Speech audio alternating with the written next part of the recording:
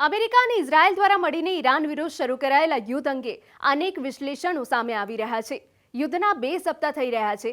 કેટલાક વિશ્લેષકો દાવો કરી રહ્યા છે કે ઇઝરાયલે અમેરિકાને આ યુદ્ધમાં ખરાબ રીતે ફસાવી દીધું છે। વિશ્લેષકોનું કહેવું છે કે ઇઝરાયેલી પ્રધાનમંત્રી બેન્જામિન નેતન્યાહુએ અમેરિકી હિતોને બદલે ઇઝરાયલના વિશેષ ઉદ્દેશ્યોને પૂરા કરવા માટે અમેરિકાની યુદ્ધમાં ખેંચી લીધું છે। અનેક નિષ્ણાંતોનું માનવું છે કે ઇઝરાયેલે ઈરાનના પરમાણુ કાર્યક્રમને જોખમ તરીકે રજૂ કરીને અમેરિકાને યુદ્ધમાં ભેરવી દીધું। વાસ્તવમાં ઇઝરાયેલના હુમલા દ્વારા મુખ્ય ઉદ્દેશ્ય ઈરાન સાથે અમેરિકી કૂટનીતિને અવરોધવાનો અને ગાઝામાં ઇઝરાયેલી કાર્યવાહીઓથી વૈશ્વિક ધ્યાનને ભટકાવવાનો હતો। અમેરિકી રાષ્ટ્રપતિ ટ્રમ્પને ઇઝરાયેલની કાર્યવાહીમાં ક્રેડિટ લેવાની ઈચ્છાએ ફસાવ્યા છે। શરૂઆતમાં તટસ્થ રહેલા ટ્રમ્પ હવે ઈરાનનું સમગ્ર આકાશ પોતાના નિયંત્રણમાં હોવાના દાવા કરી રહ્યા છે, જે ઇઝરાયેલની આક્રમકતાને વધારી રહ્યા છે। આ અમેરિકાને એક લાંબા સૈન્ય સંઘર્ષમાં ધકેલી રહ્યું છે, જે અમેરિકી હિતોને નુકસાન પહોંચાડશે એવું માનવામાં આવે છે। ઇઝરાયેલ અને અમેરિકાએ વિચાર્યું હતું કે ઈરાન જલ્દી તૂટી જશે, પરંતુ ઈરાની મિસાઇલ હુમલાઓ અને પ્રોક્સી જૂથોની સક્રિયતાએ સંઘર્ષને ક્ષેત્રીય બનાવી દીધો છે। સુપ્રીમ લીડર ખામેનીની હત્યા જેવા પગલાઓએ શિયા મુસ્લિમોને એકજૂટ કરી દીધા છે। અમેરિકી ઠેકાણા ઉપર હુમલાઓ વધી ગયા છે। સ્ટ્રેટ ઓફ હોર્મુઝ બંધ થવાથી વિશ્વ હવે મુશ્કેલીમાં મુકાઈ ગયું છે। વૈશ્વિક અર્થવ્યવસ્થા સ્પષ્ટ રીતે પ્રભાવિત થઈ રહી છે। ઈરાને જે રીતે ખાડીના અમેરિકી સહયોગીઓ અને અનેક અમેરિકી બેઝ પર મિસાઇલથી હુમલા કર્યા છે, તેણે સહયોગીઓના હોશ ઉડાવી દીધા છે।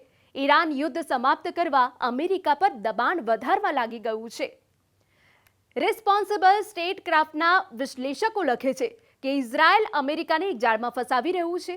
પરમાણુ મુદ્દો ક્યારેય મુખ્ય પ્રેરણા હતો જ નહીં। કોલ મળીને નેતન્યાહુએ બધાને જોખમમાં મૂકી દીધા છે।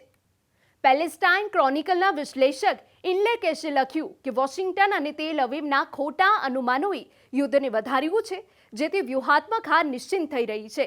ઈરાનની વ્યૂહરચનાએ ઇઝરાયેલી વાયુ સંરક્ષણને હંફાવી દીધું છે। ગાર્ડિયનમાં અલી વાયજ લખે છે કે 28 ફેબ્રુઆરીએ જ્યારે અમેરિકા અને ઇઝરાયેલે ઈરાન વિરુદ્ધ સંયુક્ત હુમલા શરૂ કર્યા, ત્યારે લાગ્યું કે અમેરિકા ઈરાનને ઉખાડી ફેંકશે, પરંતુ થયું કંઈક અલગ જ। ઈરાની યોજનાકારો સમજે છે કે તેમના મિસાઇલ અને ડ્રોન ઉત્પાદન કેન્દ્રો જ અમેરિકાના મુખ્ય લક્ષ્યો હશે। આ લાંબા સમય સુધી બોમ્બિંગમાં ટકી શકશે નહીં, તેથી હથિયારોના ભંડારને મોટા પાયે વિનાશથી બચાવવું પડશે। લડાઈને ધીમી ગતિએ આગળ વધારવી પડશે। ઈરાન હવે આ જ કરી રહ્યું છે। ઇસ્લામિક રિવોલ્યુશનરી ગાર્ડ કોર્પ્સ માત્ર એક સૈન્ય સંસ્થા નથી, તે એક આર્થિક સામ્રાજ્ય, એક રાજકીય શક્તિ અને એક વૈચારિક સ્તંભ છે। તે ઈરાનમાં ગાઢ રીતે વણાયેલું છે। સાચી વાત તો એ છે કે અમેરિકા અને ઇઝરાયલ બંને ઈરાનના આંતરિક માળખાનું યોગ્ય મૂલ્યાંકન ન કરી શક્યા, ત્યાં સુધી કે અનેક ઈરાનીઓ જેઓ શાસનનો વિરોધ કરે છે અને તેને ઉખાડી ફેંકવા માટે વિદેશી સૈન્ય હસ્તક્ષેપ ઈચ્છે છે, તેઓ પણ તે પછી ઉદ્ભવતી અરાજકતાના ડરથી રાજ્યનું પૂર્ણ પતન નથી ઈચ્છતા। વ્યવસ્થામાં પરિવર્તન ઈચ્છવું અને દેશના તૂટવાની ઈચ્છા વચ્ચે અંતર છે।